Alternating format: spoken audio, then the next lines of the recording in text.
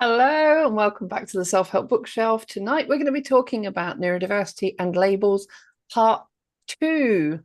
So, following on from last week's conversation, I got a message from Rory saying, "Oh, I've got some more ideas to talk about." So, we're going to finish that off tonight.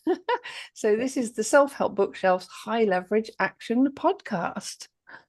Yay. And if you're watching live, why don't you say hello? Or if it's on the replay, give it a hashtag replay. And in the comments, any likes, or if you like any of this, like the comments help anything that you get from it. As soon as you reiterate it, you're reiterating something to remember it. It helps you remember something that's important that lands for you, and it will also share that content with someone else as well. And so it's all about collaborative sharing and learning in this day and age. So thank you for watching already. Thank you, Rory. And that's exactly why we're here, because we love collaborating and bringing information and conversations to you. We bring personal development and personal growth strategies to you through these conversations to help you find your higher self. Now, I'm Kay Reeve. I'm an emotional awareness expert. I do a lot of work helping parents, coaches, therapists, mentors, leaders, managers, and many more to support teenagers and young adults, especially those with visual learning needs and neurodivergent traits. So, Rory, tell us about you. Ah, thank you, Kate. I'm go by Rory Lemonade at AID to help online, and I'm a neurodiversity and creative flow coach because I love to get into the flow. That's why our conversations are so flowing. We don't like to plan too much because our brains like to go with the flow quite a lot. So we're sort of in between that sort of. We'll talk into that actually this week as well, but it's all about, to me, it's like knowing ourselves, knowing personality traits and how they relate to the labels of the neurodiverse traits, for instance.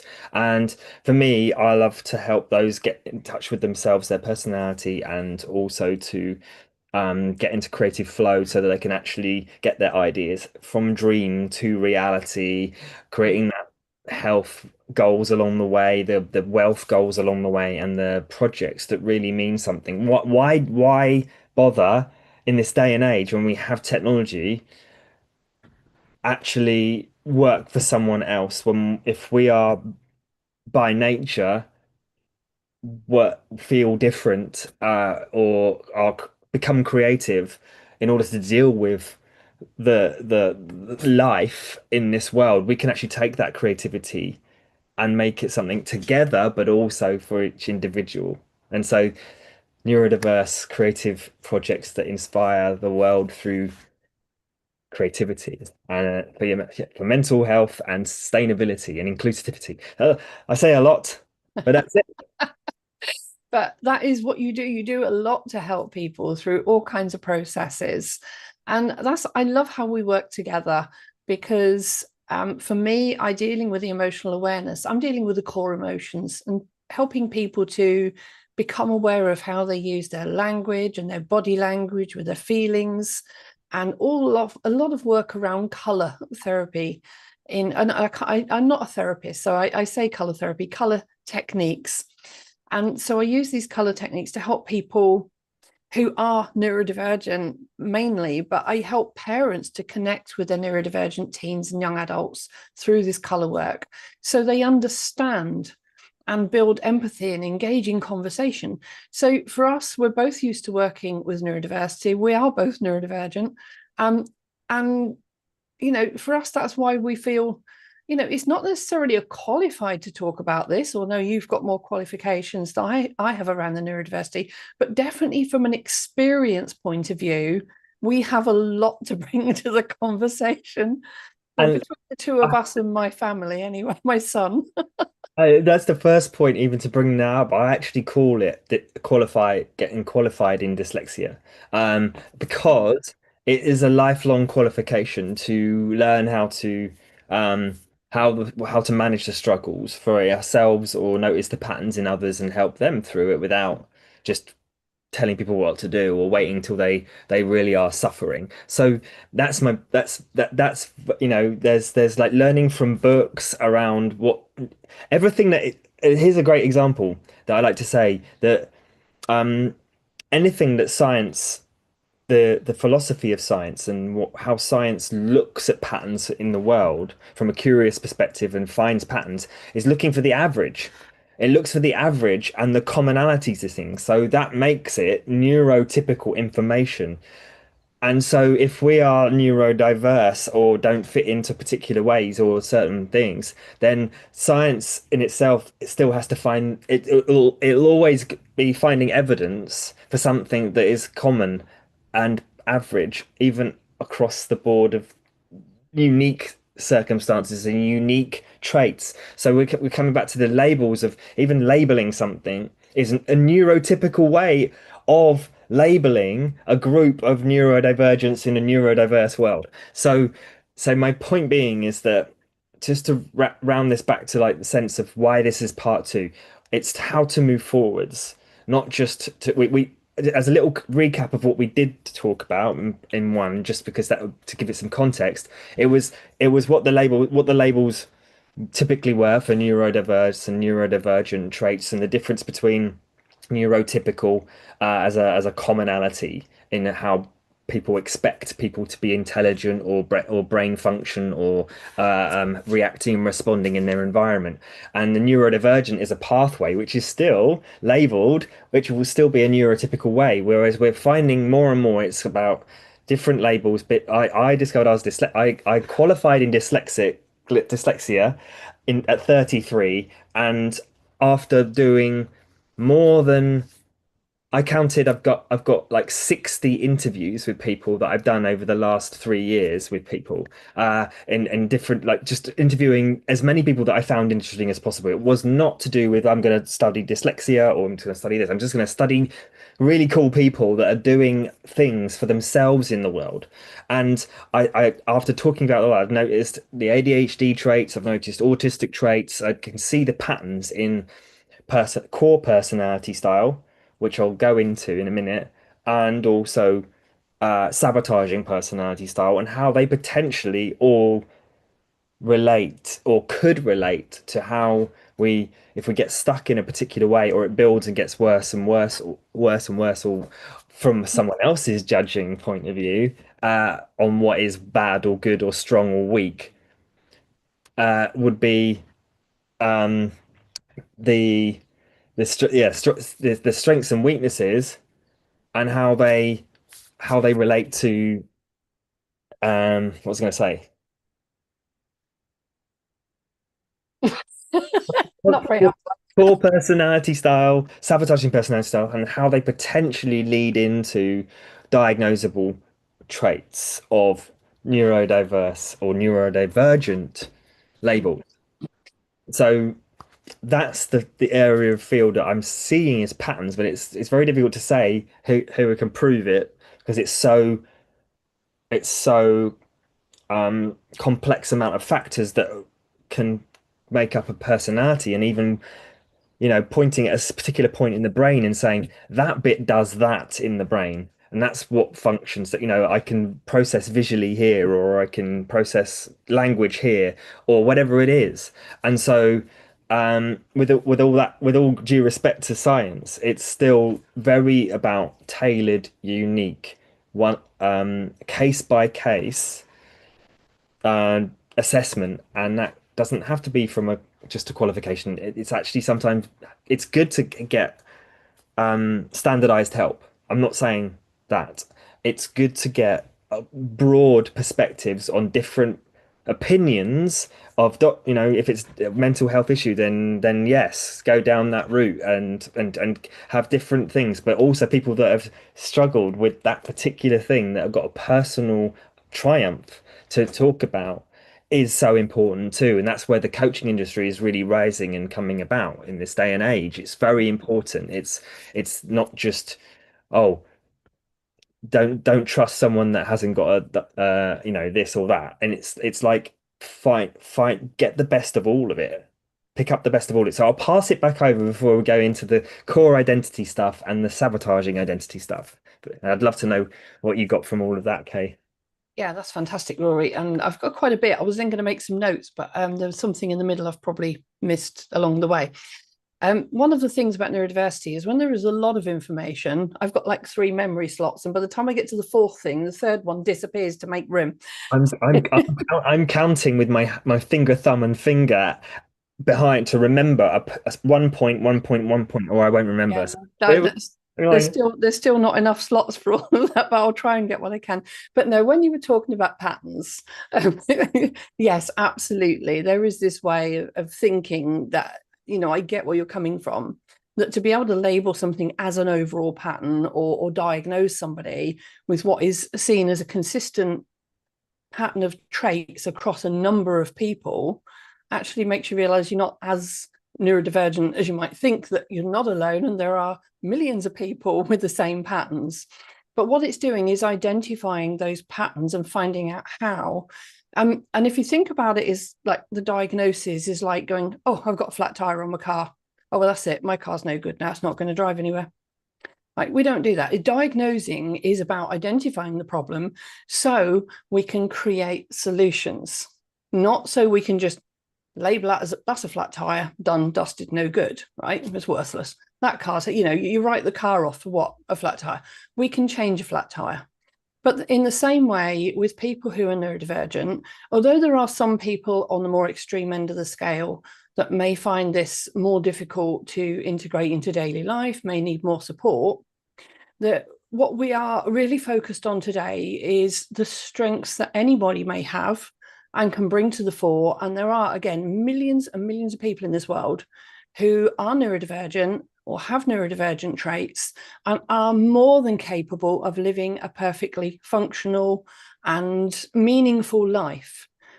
However, we're also aware that a lot of those people are not quite achieving that because they haven't learned the strategies to bring those strengths to the fore, but at the same time support the weaknesses rather than focus on them. And so for the patterns, that's where where you've got these people diagnosing, oh, pattern this way. Rory and I coming at it from this way and going, yeah, but from our lived experience, we see these patterns, blah, blah, blah, blah, blah, blah.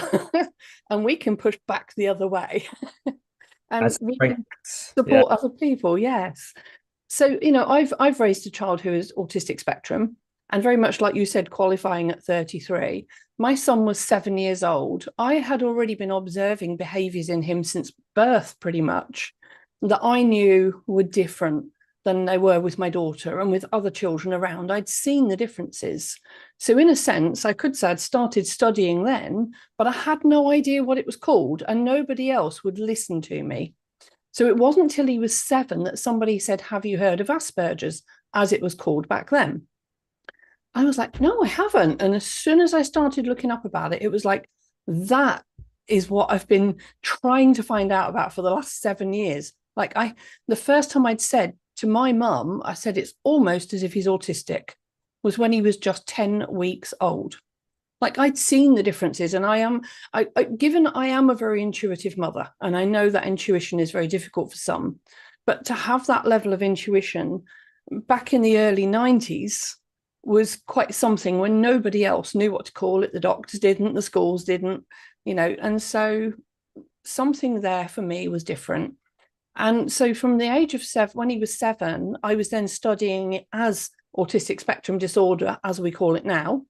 It doesn't change what it is, but again, this is where the label has changed, but it hasn't changed what my son was actually going through. And so he's now 30, coming up 31. So that's 23 years I've been studying the autistic spectrum with regards to, first of all, helping my son, and then turning that into ways that I realized that there was this pattern of emotions that, whether we're neurodivergent, whether we're neurotypical, whatever we are, every human being has the same emotional cycle. So even if you are neurodivergent, you are still a human being and you have the same human emotions. So then I took this whole other pattern of learning back the other way to support my son. And I've been putting those two combinations together. And then it wasn't until I think about 4 years ago that I realized that I'd spent so many years sorting, helping my son. I hadn't realized my own challenges. And then it came out that I'm ADHD. And so I've had more patterns to look at around my own behavior. And then by last year, after illness, I'd been ill for 3 years. And coming out of that, it was like I'd had to start again from square one. I'd had to learn to recommunicate, learn to think again almost. Because at the end of 2023, I hadn't even been able to communicate. And my window of focus for a day was probably about 10 minutes. Beyond that, I had no cognitive function very much for most of the day, every day. And so Rory's support this last year has been absolutely phenomenal in helping me not only re-communicate. I mean, I was nearly there when I met you, but actually rebuilding my business, getting the self-help bookshelf going, having a podcast going. And so, if I can prove that we can do this and Rory can prove we can do it, we're both trainers and coaches now. And, if we've been through all of those challenges and we can do this, what can we help you with? And this is where the lived experience is sometimes just as powerful as all the psychological and neurological information in the world. So that was point one. And no, that actually included the other one. So again, when we're saying about lived experience, that it was really the key point of that. We get a lot of people who go through school, college, university, they take all the psychology degrees, etc., and they'll go on to being doctors of all kinds of things. But if they haven't actually lived with somebody or lived with that experience themselves, they can only do it textbook style until they get to a point where they've dealt with enough niche clients to really get to understand that from an empathy perspective, but again, not a lived experience. So we both have lived experience and we have pushed our boundaries and we have achieved and succeeded, and we're here to help you. So I'll hand back to you now, Rory. Thank you, Kay. Awesome, awesome.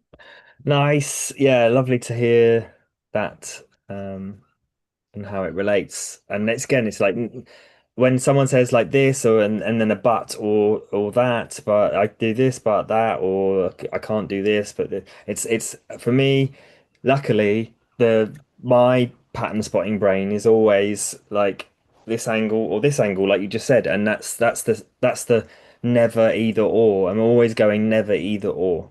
And we got to get off our butts.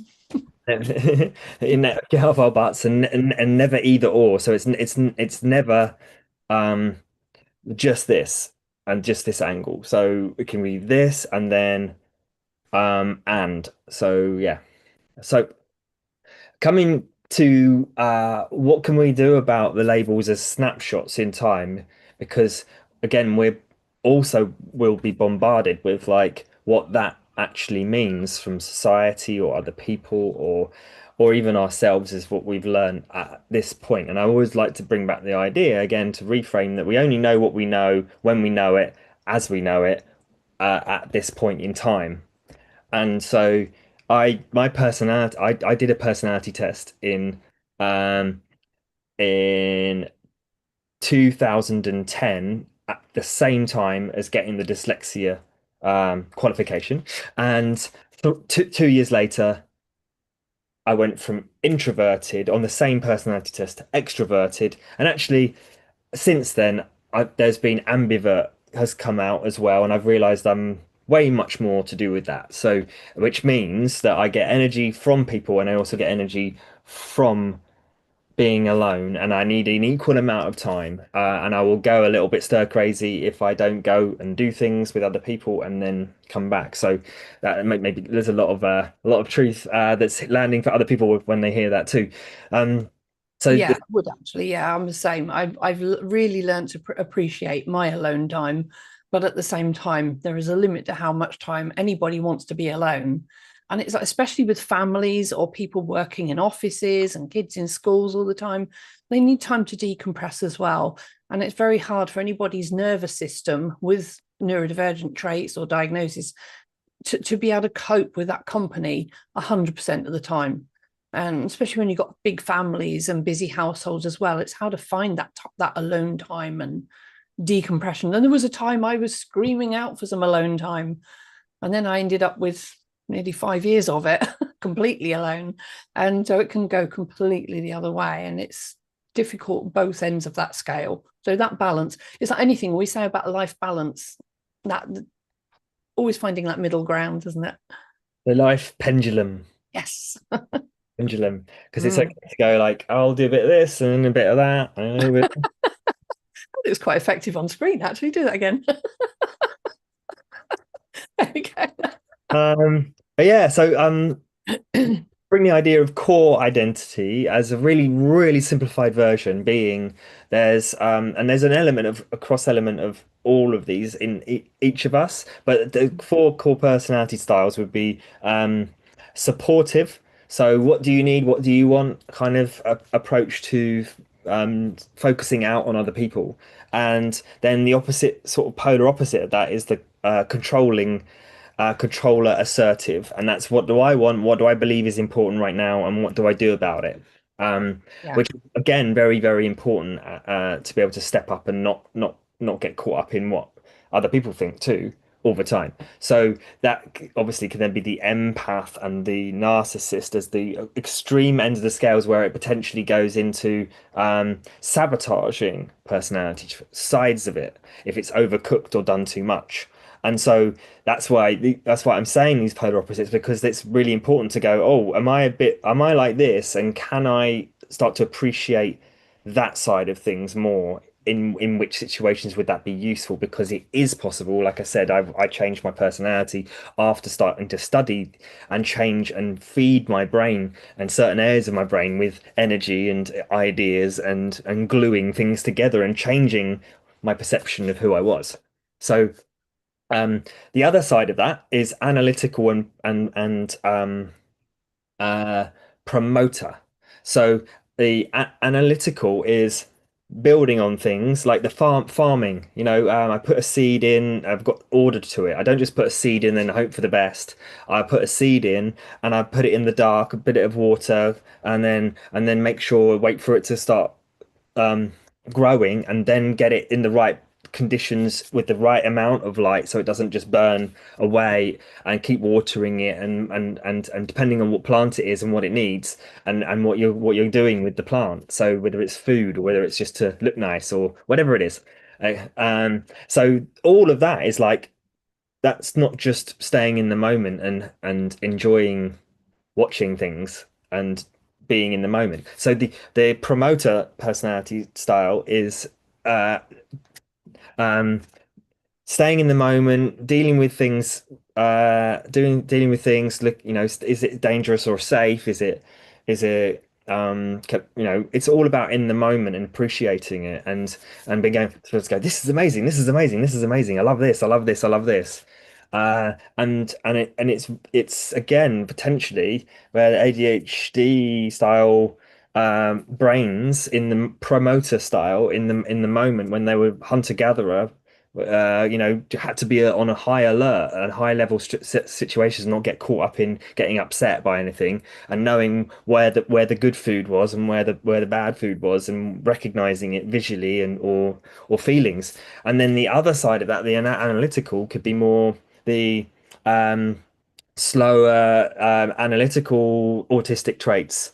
So Yeah. um, around around wanting structure and don't like change too quickly, or or even OCD could go to that area where it's like or OCD being a mix of controlling and analyzing, because it's got to be in the right place, and that's really important if you're running a library.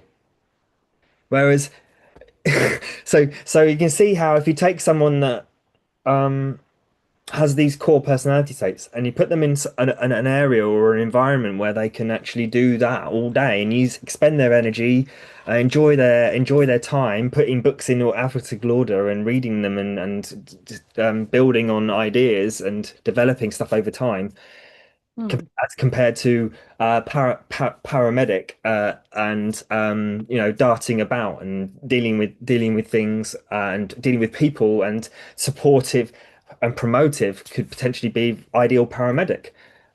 So it's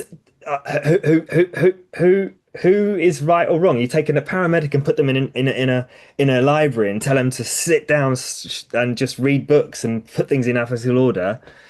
They're just going to be really stressed all day. So then they're gonna start getting these sabotaging personality styles coming out that are probably the the supporter that wants to feel into things. It's not actually getting to feel or ask people stuff. It starts to get Mm. upset or assume or think of the negative behind all of this. So that's where those core identity styles and then there's the sabotaging identity styles, and these are before it gets into be becoming diagnosable traits as such. And this is where this is the all new. This is like what I've studied and what I'm getting from it, and my premise around wanting Mm. to help and start looking into core identities and sabotaging identities and seeing where the patterns are.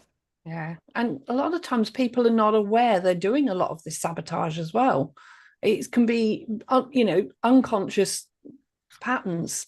And I know when you ran through that in your workshop last year, I said, damn it, that's the first time in my life I've scored 100% on a test. The one time I don't want to get 100%. But yeah, I was doing every single one of them. And it's taken a lot of effort this year to let go of some of them and recognize them and work around them and step over whatever's getting in my way and get out of my own way to actually get on with achieving and building what I wanted to do. But yes, I had not been aware of a lot of it. And that's where Rory is absolutely brilliant at picking them out. So, yes. So, just as a quick recap, Rory, the 4 personality styles, because I tried to write them down and I've ended up with 6. So, Um, I've picked out some wrong words, some extra words. and these are the core ones are the where they are positive or useful Yeah, and the 4 core ones was supportive, supportive and controlling. controlling. And then you've got analytical and promoting. Okay, all right. Alan got right. So they're the 4 ones to look out for. That makes sense, though.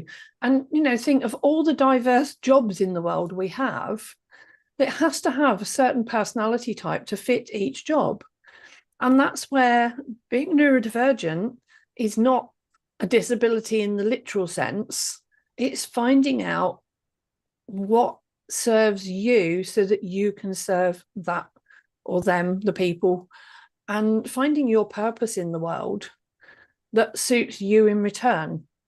And I think when we're talking about ADHD, the first thing that comes to my mind is the amount of people in the world who have got probably ADHD, probably not even aware of it, but are salespeople. Nearly everybody who tries to sell you is like, oh, bup, bup, bup, bup. They're on it and they're going for it. They're the big talkers. And like you say, they adapt in the moment, very sociable. Whereas the people more autistic spectrum, for me, oh, excuse me. So the people more autistic spectrum are, like you said, more analytical jobs, not always. They might be in engineering things, they might be in numbers and finances, a number of jobs, but some people might be in more daily routine jobs. They might not want to do something intellectual or feel capable of it, but they do like schedules and routine. So they're the people who tend to stick a job out lifelong. Find something that's just a comfort zone for them and stay with it. And there's nothing wrong with that either. Absolutely not at all. So yeah, lots and lots of reasons to understand all of it. Yeah. Yeah, it's great to it's also useful not to buy into it too much as well. It's there to like, and this is where it comes back to labeling in a useful way, but only as a snapshot to go, there it is. And because there's this sort of the spiritual practice of the thing is to be able to notice the thoughts, notice what can I utilize this for right now? But then actually we're sentient beings, emotional beings, also, and if we're just reliant on labeling, that may be good for the analyzer to see the world through that space. But also, they again, it's like the core usefulness of those core personality styles become overcooked into sabotaging. And I want to just remind that it's only sabotaging if we don't realize that it's not helping our stress levels or causing stress in someone else. and then that potentially causing a stress back, thinking it's them when it's actually our saboteurs reflecting back at them. And then it's, the person that's angry at someone, who's hurting more. The person who's angry is hurting more in that moment, because anger is, unless it's being vented and then it's resolved, rather than just venting and then it being a pattern that's not actually resolving. So uh, it's the negative sabotaging emotions connected to the sabotaging personality styles that's the bit that's important to honor and notice. So yeah, actually making the sabotaging personality labels wrong is a trick of the sabotaging personality styles as well. That's where the core judgment comes in. So judging in the center of the piece is where we can label our judge, because we know that if we're judging someone else or others, or how it's cooking into the emotional styles of the what's useful about the sabotaging personality, is to be able to go, oh yeah, that's where I'm doing that, without making it wrong or adding to it. It's a practice. It's just like mental muscles, and as the more we can be non-attached in the situation. So I just want to bear in mind, it's not about going, there's someone being a victim again, and then judging them for that, because that's just going to keep the problem there. So as we learn about sabotaging personality styles, because that's going to start coming about more often, like narcissist, to go narcissist. Someone says it's a narcissist. If calling and judging someone a narcissist actually keeps them there, and it keeps the problem going. It's like it.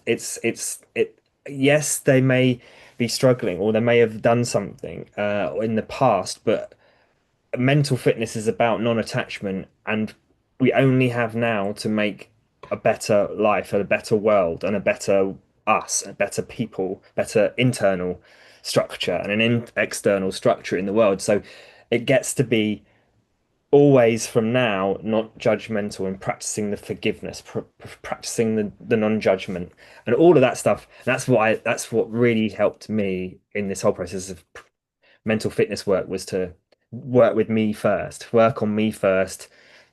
And so the core, judging, notice sabotaging, and then the reframe. And then that's the final piece I was going to wrap up on here. So I'd love to hear what you've got from all of this, Kay, with your wonderful storytellings and things.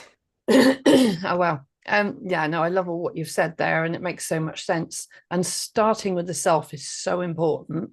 And I had this conversation in a group earlier today, a network conversation about it was actually about parenting, and about how helping parents to change the way they support their teenagers or young adults through engaging conversation that builds trust.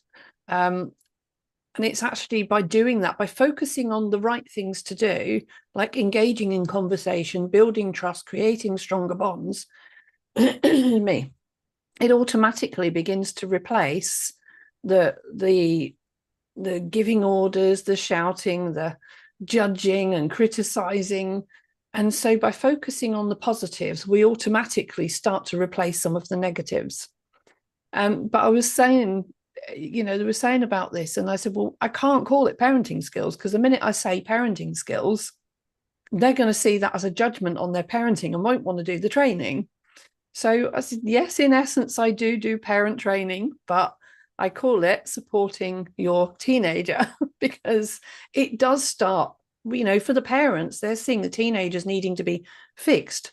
But actually, sorry, excuse my voice today. They very often really do find it helpful. And I've seen this over and over with parents. When the parents focus on the right strategies and their narrative changes with that, the teenagers automatically follow. And we talk about top-down learning and paying it forward and lots of topics we've had on here already. But it's getting people to start with the self. So we can't say to teenagers they've got to start with the self necessarily, but from an adult point of view, absolutely. So cut that off from anybody sort of under 18 to 24. We can't really say to them they've got to do it themselves. They very often need that support, and they haven't got that lived experience of life itself. So they are still absorbing it from the adults around them. But definitely as adults, starting with the self is so key. I mean, how could I help my clients if I didn't help me first? Or how could I help my clients help their parents if I hadn't helped me help my son first? And the same with you, with your autistic, dyslexic, ADHD brain. If you had still sat in the state that you were in when you were diagnosed and hadn't worked on yourself first, you wouldn't be in a position to support others. And this is what we're saying to everybody else. It is possible to start with yourself, and you don't necessarily have to become coaches, trainers, speakers, mentors, to me, everything that we do, but you can still find the best version of you and your place in life in whatever form it is. We don't know what your magical outlook is going to be, but yeah, absolutely, self is, and I always believe for many years that putting yourself first was selfish, like a negative connotation. And I'd had it put on me so much narrative from my own parents, not to be selfish, not to think yourself, put others first. And I didn't grow. I didn't heal. I didn't, it challenged me a lot. And the more I worked on myself and ignored that narrative, the better things became for me. Oh, Sorry, I was really struggling tonight with this. Uh, well, hopefully it's not sounding too bad at all. It's yeah. Yeah, let's go. I think Um, it's something I've eaten as usual. I think something's kicked off one of my food allergies, and this is what happens. But anyway, all good, all good. right. But yeah, so yeah, thank you for sharing and yeah, just noticing the um importance importance there of how to move, how to start looking into this and moving forwards. I love the word discernment rather than judging. So we got to have these labels. We wouldn't be human without all of this amazingly, I call it, it's beautiful and complex in a lot of ways, and it's habitualizing a process of noticing a feeling, noticing a thought, and then dropping it down, and that actually is the, to me, the key practice every single day until it becomes more automated, that someone can say something, it I might be like, oh, I don't agree with that, or it hits me something, but actually it's hitting me in a place that reminds me of me or reminds me of something from the past. So it's always a practice, a self practice to move forwards. And the final piece around it, the reframe, is that if you look at something as a perspective of, like we just said, if someone's controlling, but in the right environment, then that's useful. They take control. The paramedic has to take control and know what to do in that situation. The supporter has to take control and know what to do to help someone and draw out what's necessary for that person in that moment. The analyzer has to take control to be able to develop the ideas so that we can have um, develop aeroplanes that fly, and test things out over time. Or the promoter in the right environment, is there to manage the situation really quickly and know what to do. And yeah, so many different things. Coming back round to the reframe is looking for the gift and the opportunity in how to move forwards, knowing that one perspective, if it's misaligned and there's a misalignment rather than a um a disorder or a problem in itself, or that something's wrong. It's not wrong. It's potentially just learning. So if we look at everything as a learning cycle, which may be the most difficult for the promoter style, because it's not about reflecting practice. So but reflecting on things and being able to instantly let go and instantly But then again, yeah, they analyze if they're reflecting for too long and not taking action. So again, it's that sense of uh, the analyzer gets to let go more, and the promoter gets to reflect more. So it's part of a daily cycle of practice to look for the gifts, look for the opportunities, what to celebrate, what to honor, and um, I like to call, and as like to notice, as we've talked about this, if you've been listening and there's traits that you understand, maybe this one's like, oh yeah, my supporter pleases too much. There's people pleasing, there's victim, there's hyper rational, hyper vigilant. We didn't get into the actual all of them. The hyper achiever, controller, um, avoider, and judge. Um, uh, Perfectionist, and there's one last one. Avoider, did I say that already? Um, yeah, so yeah, there's one missing one there.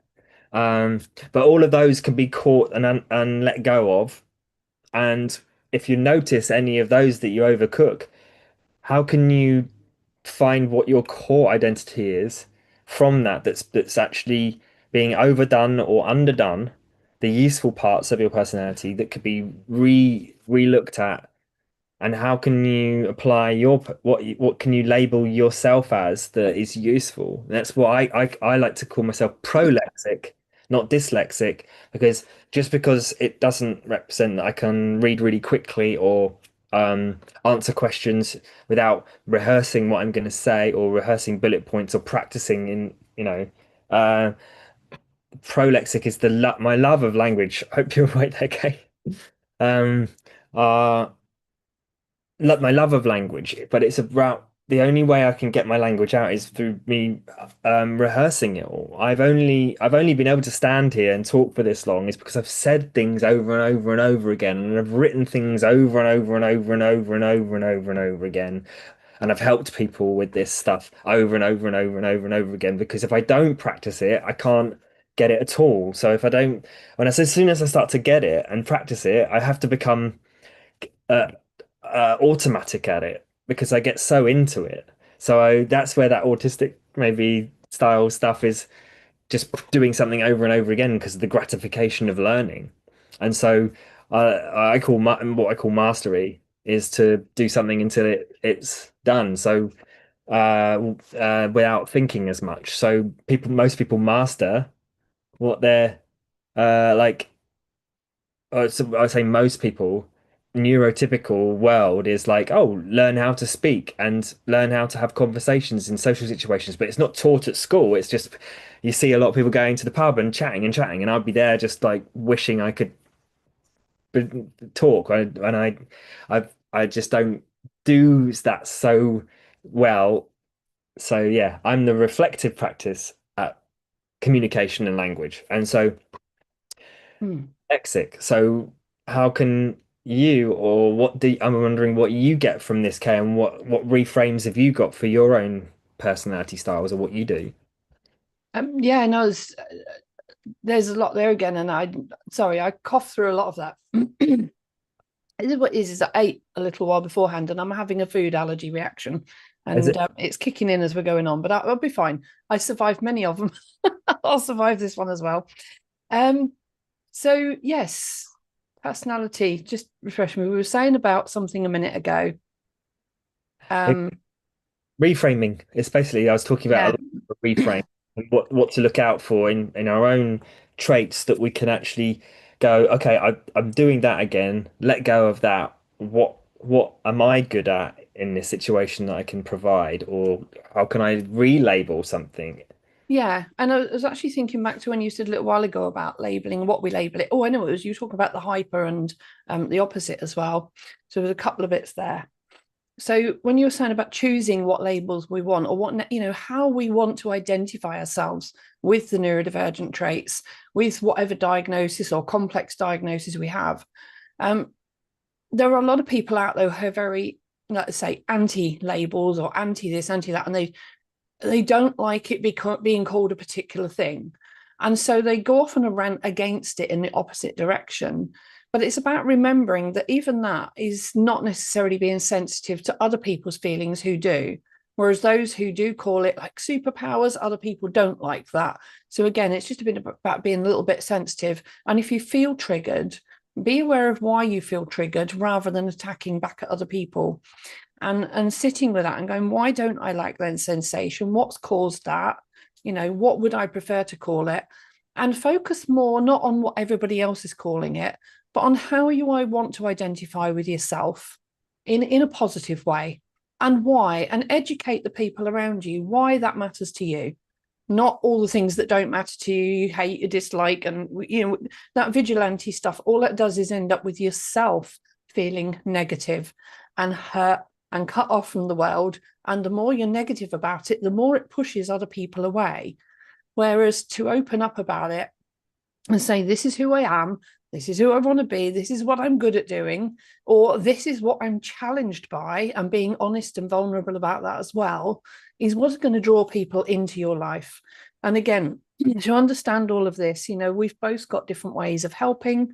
You can reach out and work with either of us if you are stuck with any of this. But yes, reframing is basically what I'm saying there, isn't it? About reframing how we identify ourselves. And we've seen so much of this through our experiences, and I know I certainly have with a number of people, how they've been sort of very against all of this. And then when they learn to embrace who they are, labeled or not, when they learn to embrace who they are with all the strengths and weaknesses and learn to put those strategies in place, they step out into the world in such a way that most people would never ever look at them as labeled in future anyway. They step out into the world almost just appearing normal. And my son was so challenged with his autistic spectrum traits that it was very obvious. And the more he tried to prove he wasn't autistic, the more he proved he was. And the more angry he got, the more obvious it was. He had the emotional dysregulation and the outbursts and the anger. And in the minute he learned to embrace it all, and you know what, actually, this is who I am. This is what I can do. This is what I find difficult to do. And actually say, this is unapologetically me. Most people haven't even noticed us on the autistic spectrum since. And so it is turning up as your authentic self, really. So yeah, allergies and all. But yeah, so I'm not really sure where I was going with the rest of that. I'm going to hand it back to you for a minute, Rory. That's great. Thank you so much for sharing that. And the word mask comes to mind, and it's got negative connotations, because we have a negative bias as humans to make sure what's dangerous, and then we'll look out for the negative or the thing that potentially is not working, and look at that and stay focused on it. But actually, it's just a fixation that we can leave behind more often with more mental fitness trainings and more awareness raising. And mask is obviously, if I'm not masked, like say if I wasn't dressed right now, uh that would be potentially something that I don't particularly, I wouldn't want, we have masks for a reason. They're there. And I'm just using dressing for as an example. Um yeah, there's places where you can go and do nudist stuff if that's your thing. If you want to do that, you want to feel free and completely unmasked visually. But we have these, and I'm just giving that as an example. We have automatic, and importantly, we have masks. They are there to protect us. That's that edge of core identity where it meets the sabotaging identity in the middle. It's the mask point, and it's actually protecting our core identity and our sabotaging personality. So we want them, we need them in order to make sure we are safe.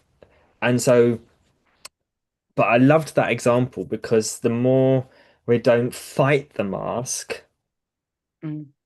then or try to layer it on more, so the more we can practice just having it as a coat of armor that's there importantly without you Like know style, personal style rather than dress style. Yeah. and putting so much of it on that he can't even walk in public. There's like so much, wearing a night and what is it? A steel Once, steel chain vest or whatever it is, and a coat of armor, night. I can't remember the words, but coat of knight of armor, walking around in armor, full armor in a shopping center, for instance, would be really exhausting and not needed. So, so that's where that's a good analogy just to help to go, okay, well, maybe we could just wear lighter clothes and still have a mask, and that's okay. mm, My final piece that I was going to wrap it all up with is how I've managed to go and give up alcohol and go to events without, because I was using that as a tool to relax my mask and to be able to just feel comfortable listening and being okay with not being upset that I wanted to speak when I feel like I couldn't speak. And so I put these cards together in order to reframe and remind myself of my highest values and have higher level conversations. So I'll just pick one right now and go like this, and then I can go, um, yay. contribution. I'm creating, it's in red for creation. So if I remember, I'm now creating a contribution to awareness raising topics by talking right now. And it reminds me of something that it's really important to me to actually contribute to the society, but not if I'm like fighting against believing that I can't um, speak perfectly or communicate well. And so, Mm. or, and actually, the more I practiced it, it's so much more authentic just to stand here and I've got hair, frazzly bits of hair. I haven't put my makeup on, and Oh no, and clearly I haven't, hence I'm red. Honestly, I'm having such a reaction. I'm glowing with it. I'm burning up. My heart is pounding. do you So need I to had read to just that? go and put the fan on. But I'm fine. I'm going to live. I've been doing it all my life. I'm going to keep living. Yes, yeah. I find what a reaction like Yeah. that is. Yeah. Thank you. But yeah, okay. But no, that's fantastic. And contribution is a great card because that's exactly what we're talking about today is about labels or not, however you embrace them, you know, working on your personal growth, your personal development, and coming and even just following our podcast, even if you don't reach out, don't connect with us in any other way, just following the podcast will help you find your higher self. And that is where you're going to find your contribution to the world. Yes. Amazing. Yeah. So brilliant. Yeah. Thanks for watching. Is there anything else? Yes, next week we will not be doing the podcast live at 7:15 or 7:30 because I have a workshop I'm doing. It is a private workshop for people in my network and family and connections and friends. But it will be taking place the Monday. So we forgot to discuss for coming on whether we will skip next week or do it at a different time. But we will be back with more topics. So yes, I'm doing a workshop next week on the power of hugs. So maybe that could be a topic for this another day as well. But Yeah. Brilliant. we've got more yet to discover. But I like that actually. I like the bit all of when you're talking about the hyper, like the hypersensitivity, hyper that. So maybe that would also be a fantastic topic for another week. Is talking about the sort of spectrum of hyper versus hypo and the various different traits that come through in that sense and some coping strategies for those.